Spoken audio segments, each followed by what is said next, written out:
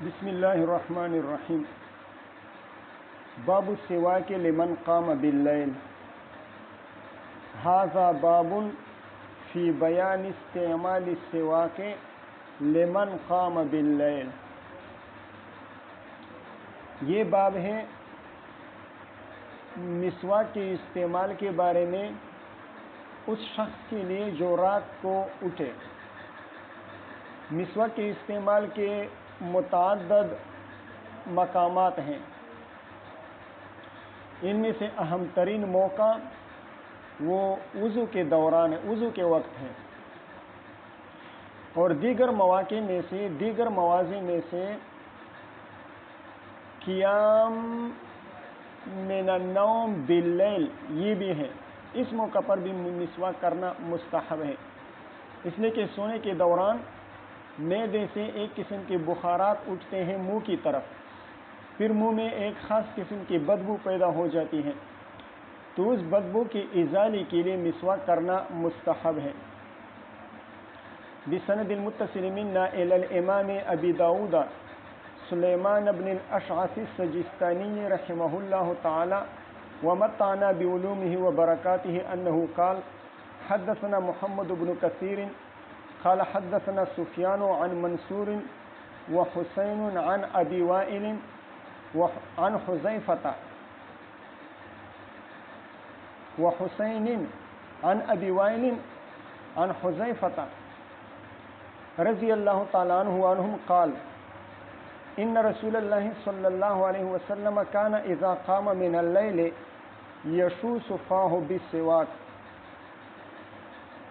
سفیان سے مراد سفیان ثوری ہے، منصور بن المعتمر اور ابو وائل شقیق بن سلمہ، حذیفۃ بن الیمان۔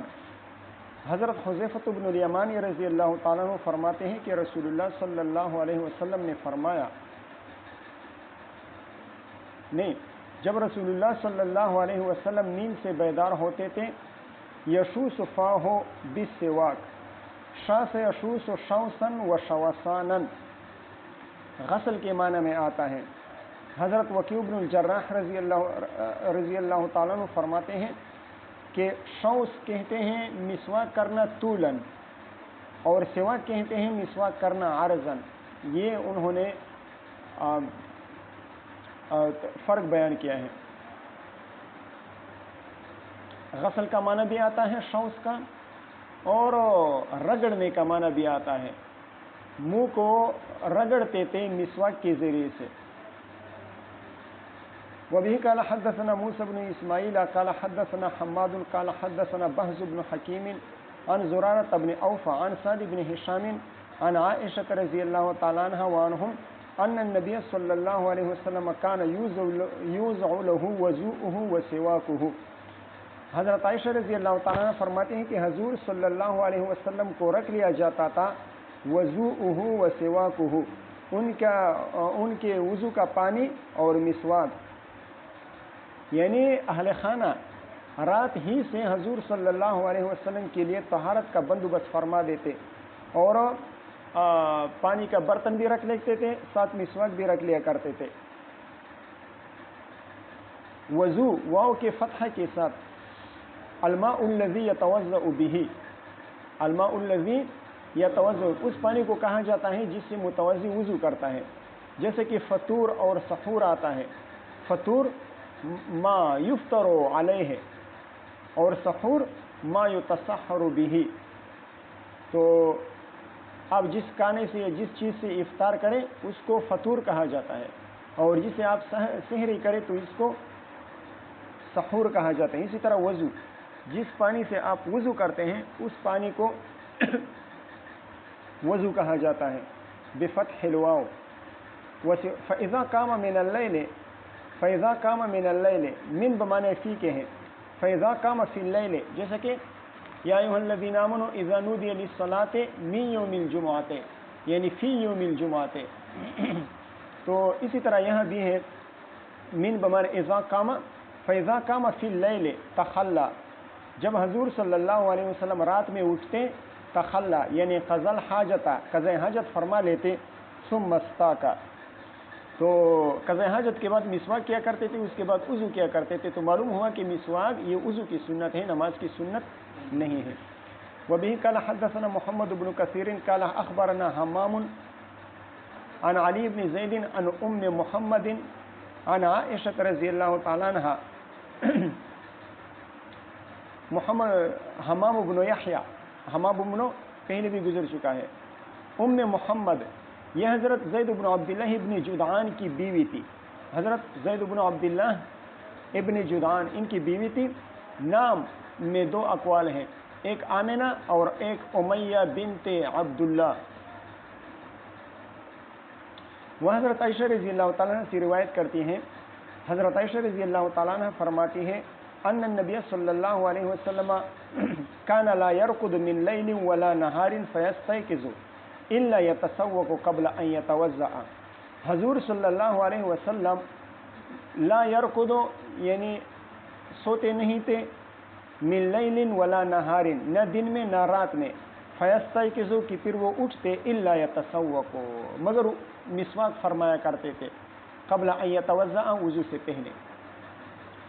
اس روایت میں نہار کا بھی ذکر ہے کہ دن کو اٹھتے وقت بھی مسواک کیا کرتے تھے، اور ترجمۃ الباب میں صرف لیل کا ذکر ہے، تو لیل کی تخصیص نہیں ہے۔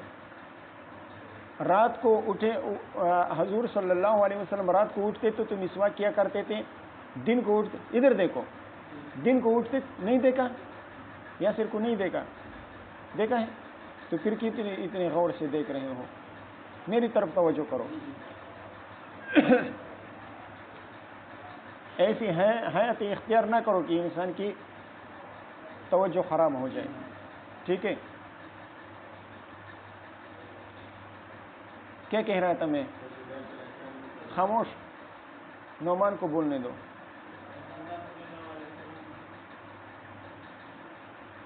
رسول اللہ صلی اللہ علیہ وسلم، چلو ثواب مل گیا۔ آگے درود شریف پڑھ لی نا، ثواب مل گیا۔ آگے کیا تھا؟ یہاں ترجمۃ الباب میں جو لیل کا ذکر ہے یہ تخصیص کے لیے نہیں ہے کہ رات کو اٹھتے تو مسواک کیا کرتے تھے، دن کو اٹھتے تو مسواک نہیں کیا کرتے تھے، اس کی تخصیص نہیں ہے، بلکہ جب بھی اٹھتے، چاہے دن میں ہو چاہے رات میں ہو، جب بھی سوتے اور سو کر اٹھتے تو مسواک فرمایا کرتے تھے۔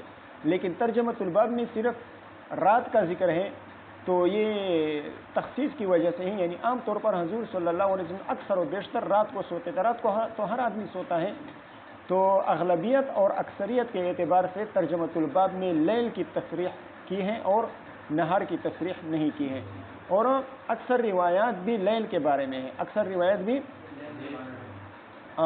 نوم باللیل کے بارے میں ہے، اس وجہ سے ترجمۃ الباب میں لیل کا لفظ ذکر کیا ہے۔ ان النبی صلی اللہ علیہ وسلم کان لا يرقد من لیل ولا نہار، حضور صلی اللہ علیہ وسلم نہیں سوتے تھے دن میں یا رات میں، فیستيقظ پھر وہ اٹھتے، الا يتسوق مگر مسواک فرمایا کرتے تھے، قبل ان يتوضأ وضو سے پہلے۔ تو اس سے بھی معلوم ہوتا ہے کہ مسواک کس کی سنت ہے؟ وضو کی سنت ہے۔ وبه قال حدثنا محمد بن عيسى قال حدثنا هشيم قال اخبرنا حسين عن حبيب بن ابي ثابت عن محمد بن علي بن عبد الله بن عباس عن ابيه۔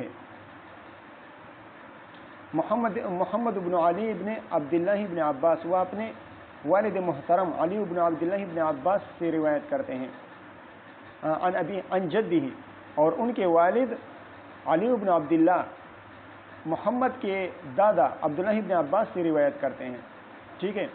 عن ابیہ میں حاضمیر کہاں راجع ہیں؟ محمد کی طرف، اور جدہ میں حاضمیر یہ بھی محمد کی طرف راجع ہیں، یعنی محمد بن علی اپنے والد محترم علی بن عبداللہ سے روایت کرتے ہیں، اور علی بن عبداللہ یہ محمد کے دادا اور اپنے والد، محمد کے دادا اور اپنے والد عبداللہ بن عباس سے روایت کرتے ہیں رضی اللہ عنہم۔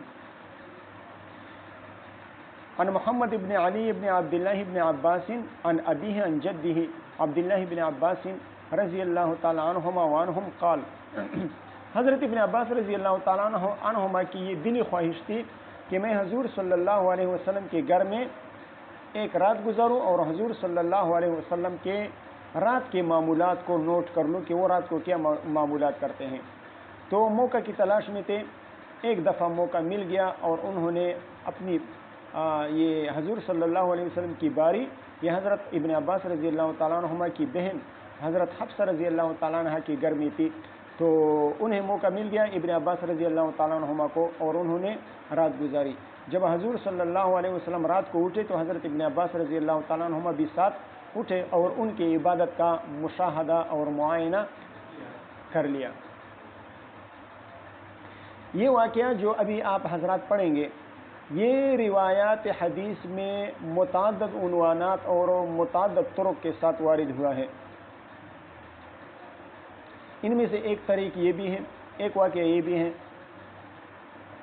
تمام روایات میں تفصیل ہے، لیکن دیگر روایات عام روایات، اور اس روایت میں فرق یہ ہے کہ دیگر روایات میں تخلل النوم بین الرکعتین کا ذکر نہیں ہے، اور اس روایت میں تخلل النوم بین الرکعتین یعنی 2 رکعت پڑھ لی پھر اس کے بعد سو گئے، پھر 2 رکعت پڑھ لی پھر اس کے بعد سو گئے، پھر 2 رکعت پڑھ لی اس کے بعد سو گئے، اس طرح کا تذکرہ ملتا ہے۔ البتہ ایک اور روایت بھی ہے جو باب السواک کے تحت آتی ہے، وہاں پر صرف استجا کا ذکر ہے، سونے وغیرہ کا ذکر نہیں ہے، استجا کا ذکر ہے۔ بات سمجھ میں آ گئی؟ اور اس روایت میں تخلل النوم کا بھی تذکرہ ملتا ہے کہ 2 رکعتوں کے بعد وہ سو جاتے تھے، پھر اٹھ جاتے تھے، وہی افعال کیا کرتے تھے، پھر وہ سو جاتے تھے۔ ٹھیک ہے، بات سمجھ میں آ گئی؟ قال حضرت ابن عباس رضی اللہ تعالیٰ عنہما فرماتے ہیں، بت لیلۃ عند النبی صلی اللہ علیہ وسلم، میں نے ایک رات حضور صلی اللہ علیہ وسلم کے پاس گزاری، فلما استيقظ من منامه، جب حضور صلی اللہ علیہ وسلم نیند سے بیدار ہوئے، اتا طہورہ، تو وہ اپنے یہ طہارت والے پانی یعنی وضو کا پانی، وضو کے پانی کے پاس آئے، فاخذ سواکہ فاستاکا، مسواک لے لیا اور مسواک کر لیا۔ معلوم ہوتا ہے کہ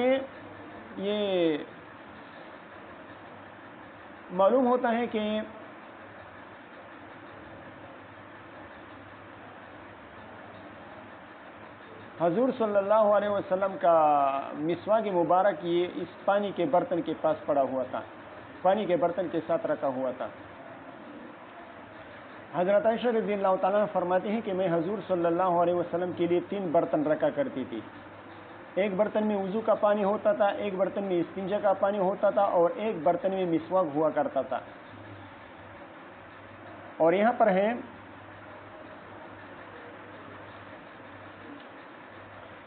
پر ہے کہ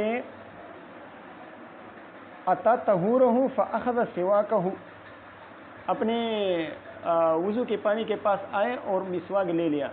معلوم ہوتا ہے کہ ان کا مسواک وضو کے پانی میں پڑا ہوا ہوتا تھا تاکہ نرم ہو جائے، اور وہاں پر حضرت عائشہ رضی اللہ تعالیٰ نے کیا فرماتے ہیں کہ میں مسواک کے لیے الگ برتن رکھا کرتی تھی۔ تو ہو سکتا ہے کہ متعدد واقعات ہوں، وہ واقعات الگ ہوں اور یہ واقعہ الگ ہوں۔ فاخذ سواکہ فاستاکا، مسواک لے لیا اور مسواک استعمال کر لیا۔ ثم تلا هذه الآیات، پھر ان آیات کی تلاوت فرما لی۔ قرأ ان فی خلق السماوات والارض واختلاف اللیل والنہار لآیات لأولی الالباب، ان آیات کی تلاوت فرما لی مسواک کرنے کے بعد۔ کیوں مسواک کرنے کے بعد؟ اس لیے فرمائی تاکہ تلاوت علی طہارت الفم ہو جائے، تلاوت علی طہارت الفم ہو جائے۔ حتی قارب ان یختم السورۃ او قال ختمہا، یہاں تک کہ سورت کے ختم کرنے کے قریب آ گئے، یا یہ فرمایا کہ ختم کر لیا، سورت ختم کر لی۔ مسلم شریف میں یہ روایت آئی ہے، وہاں پر جزمن آئی ہے، جزم کے ساتھ۔ فقرأ هذه الآیات حتی ختم السورہ، اس طرح کے الفاظ آئے ہیں۔ او قال ختمہا، یہ الفاظ نہیں ہیں، جزم کے ساتھ آئے ہیں کہ اس سورت کو آخر تک، ان فی خلق السماوات والارض، یہاں سے لے کر آخر تک پڑھ لی۔ معلوم ہوتا ہے کہ حضرت ابن عباس رضی اللہ تعالیٰ عنہ کی طرف سے شک نہیں ہے، بلکہ شک نیچے کی کسی راوی کی طرف سے ہے، اور ہو سکتا ہے وہ شک حضرت حشیم رضی اللہ تعالیٰ عنہ کی طرف سے ہو، جیسے کہ اس روایت کے آخر میں امام ابو داؤد رحمہ اللہ ان کی طرف اس بات کی طرف اشارہ فرما رہے ہیں کہ اصل شک کس کی طرف سے ہوا ہے؟ حشیم رحمہ اللہ کی طرف سے ہوا ہے. حتی قارب ان یختم السورۃ او قال ختمها، یہاں تک کہ سورت ختم کرنے کے قریب ہو گئے یا یہ فرمایا کہ ختم کر لیا. ثم توضأ، پھر وضو فرما لیا. فأتى مصلاہ، پھر اپنے جائے نماز کی طرف آ گئے. الموضع الذی کان یصلی فیہ، فصلی رکعتین، 2 رکعت پڑھ لی. ثم رجع الی فراشہ، پھر اپنے بستر کی طرف آئے. فنام ما شاء اللہ، پھر سو گئے جتنا اللہ تعالیٰ نے ان کے لیے سونا مقدر کیا تھا، جتنا اللہ تعالیٰ نے ان کے لیے سونا لکھا تھا، جتنا اللہ تعالیٰ ان کے لیے سونا چاہتے تھے کہ وہ سو جائے، اتنے سو گئے. ثم استيقظ، پھر بیدار ہو گئے. ففعل مثل ذلك، پھر اسی طرح پہلی دفعہ جو کام انجام دیے تھے وہی کام دوبارہ سونے کے بعد بھی کر لیے. یعنی تسوق وتوضأ وتلا الآیات وصلى الرکعتین، مسواک کر لیا، وضو کر لیا، ان آیتوں کی تلاوت کر لی اور پھر 2 رکعت پڑھ لی.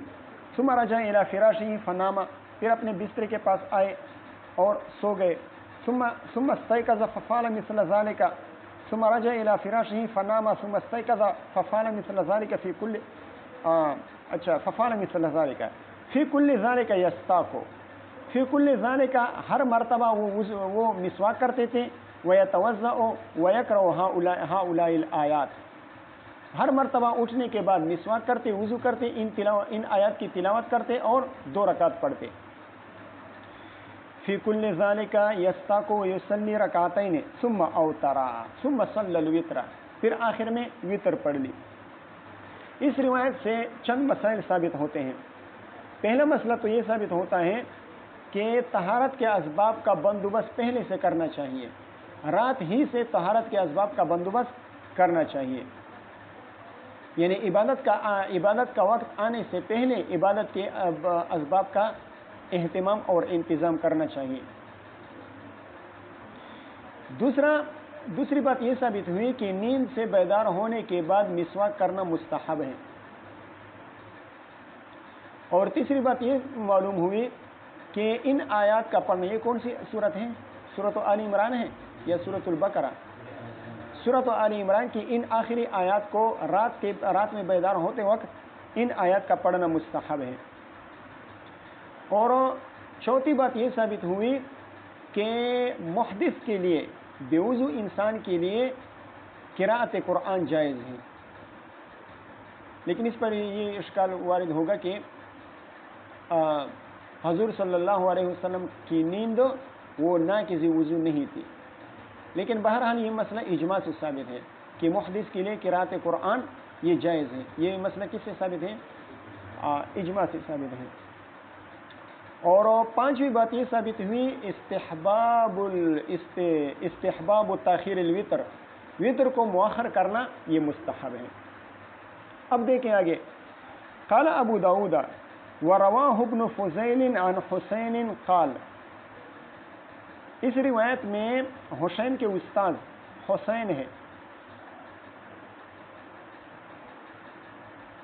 وہ فرماتے ہیں، فضیل فرماتے ہیں، حضرت حسین بن عبد الرحمن سے روایت کرتے ہیں. قال فتسوق، ابن عباس رضی اللہ تعالیٰ عنہ نے فرمایا فتسوق وتوضأ وهو يقول ان في خلق السماوات والارض حتى ختم السورۃ. اس میں شک کے الفاظ نہیں ہیں. حضرت فضیل بن محمد بن فضیل روایت کرتے ہیں اور اس میں شک کے الفاظ نہیں ہیں.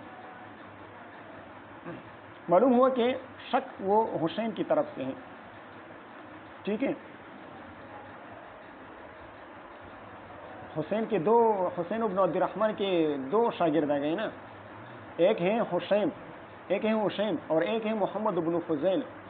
تو محمد بن فضیل تو جزم کے ساتھ روایت کرتے ہیں کہ سورتوں کو یہ آیات کو ختم کر لیا تھا. تو معلوم ہوا کہ یہ شک کس کی طرف سے ہے؟ حسین کی طرف سے ہے. حسین تک کوئی شک نہیں ہے. حسین تک تمام روایات میں یعنی حسین تک کسی راوی کو بھی شک نہیں ہے. حسین کے بعد جو راوی ہیں، اور وہ حسین کے بعد والا راوی کون ہے؟ حسین. تو شک اس کی طرف سے ہے، اس لیے کہ حسین کے دیگر تلامذہ جیسے کہ محمد بن فضیل ہو گئے، وہ شک کے ساتھ روایت نہیں کرتے بلکہ جزم کے ساتھ روایت کرتے ہیں۔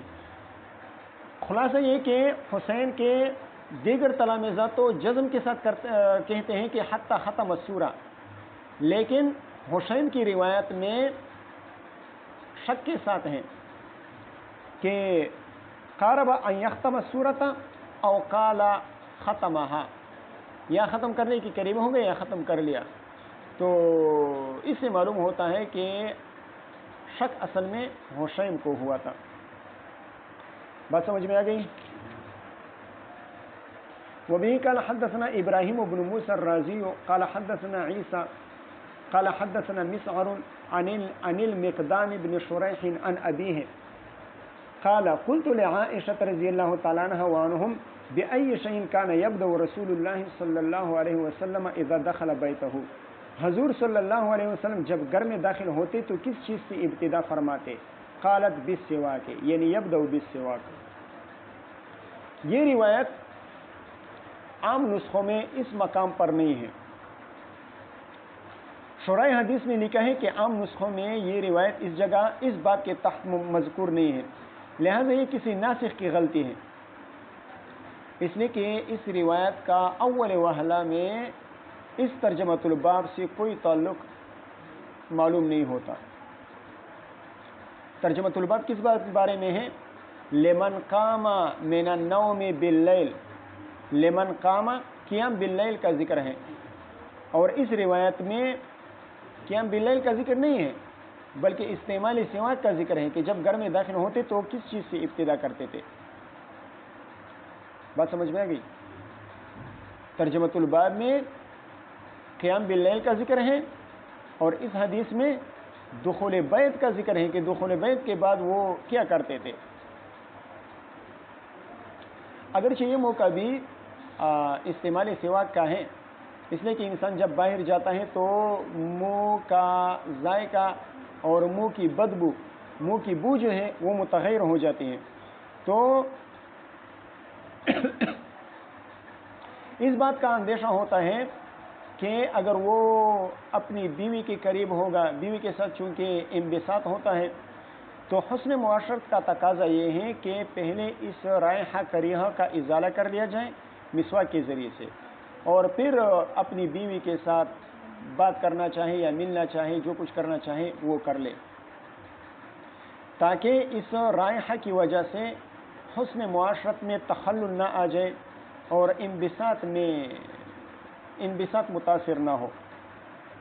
ٹھیک ہے، بہرحال اس حدیث کا ترجمۃ الباب کے ساتھ کوئی تعلق نہیں ہے، لیکن جنہوں نے اس حدیث کو یہاں پر شامل کیا ہے، یہاں پر ذکر کیا ہے، تو انہوں نے ایک تعویل کی بنا پر اس روایت کو یہاں پر ذکر کیا ہے، اور وہ تعویل یہ ہے کہ دخول بیت کے لیے کوئی وقت مقرر نہیں ہے، آدمی دن میں بھی گھر میں داخل ہو سکتا ہے، رات میں بھی گھر میں داخل ہو سکتا ہے، پھر جب رات میں داخل ہوتا ہے تو قبل النوم بھی داخل ہو سکتا ہے، بعد النوم بھی داخل ہو سکتا ہے۔ اس لیے بلا واسطہ طور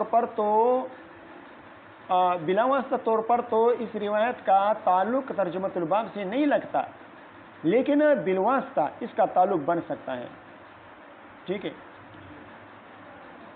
اگر ان وسائل کا لحاظ کیا جائے کہ دخول بیت کے لیے کوئی وقت مقرر نہیں ہے، آدمی دن میں داخل ہو سکتا ہے، رات میں داخل ہو سکتا ہے، اور پھر رات میں جب داخل ہوتا ہے تو قبل النوم بھی داخل ہو سکتا ہے اور بعد النوم بھی داخل ہو سکتا ہے، تو چونکہ اس روایت میں اس بات کا امکان موجود ہے کہ حضور صلی اللہ علیہ وسلم رات میں داخل ہوئے ہوں، یہ جو حدیث میں تذکرہ ہے رات میں داخل ہوئے ہوں اور رات میں بھی بعد النوم داخل ہوئے ہوں، تو اس وجہ سے حضور صلی اللہ علیہ وسلم نے دخول بیت کے بعد ابتدا باستعمال سواک کر لیا۔ تو اس صورت میں ان وسائل کے ذریعے سے اس تعویل کی بنا پر فی الجملہ اس روایت کا ترجمۃ الباب سے تعلق جڑ سکتا ہے، لیکن وسائل کا لحاظ رکھیں گے، اگر وسائل کا لحاظ نہیں رکھیں گے تو پھر اس کا تعلق ترجمۃ الباب سے مشکل ہو جائے گا۔ بہرحال یہ بھی دخول بیت کا موقع بھی ان مواضع میں سے ہیں، ان موقعوں میں سے ہیں جہاں پر مسواک کا استعمال کرنا مستحب ہے.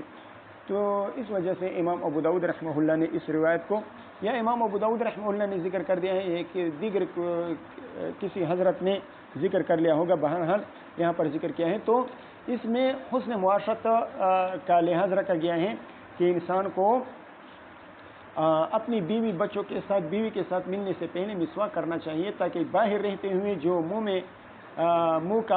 کی بو خراب ہوئی ہے وہ بو صحیح ہو جائے، اور پھر بیوی کے ساتھ جو حسن معاشرت ہے اس میں کوئی خلل اور کوئی فرق نہ آ جائے. ٹھیک ہے. بے عین میں یہ عین کیا ہے صفی اللہ؟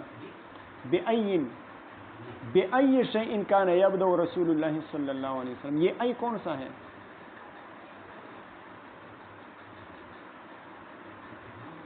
ہاں استفہامیہ ہے. ای کیا ہے؟ استفہامیہ ہے. ای پانچ معنی کے لیے آتا ہے. ایک معنی اس کا استفہام والا بھی ہے. یہاں پر استفہامیہ استعمال ہوا ہے کہ کس چیز سے حضور صلی اللہ فبأي حدیث بعدہ یؤمنون، فبأي حدیث بعد، وہاں پر استفہامیہ. اسی طرح یہاں بھی ہے. قالت، حضرت عائشہ رضی اللہ تعالیٰ نے فرمایا یبدأ بالسواک. بعض نسخوں میں یہ روایت باب فی الرجل یستاک بسواک غیرہ، اس باب کے آخر میں اس کو ذکر کیا گیا ہے، یعنی 50ویں نمبر پر اس کو ذکر کیا. یہاں پر کون سا نمبر ہے؟ 58 نمبر ہے. اس کو 50ویں نمبر پر بعض نسخوں میں ذکر کیا گیا ہے. باب فی الرجل یستاک بسواک غیرہ، اس حدیث کے تحت، اس باب کے تحت اس کو ذکر کیا گیا ہے. ٹھیک ہے، کافی ہے.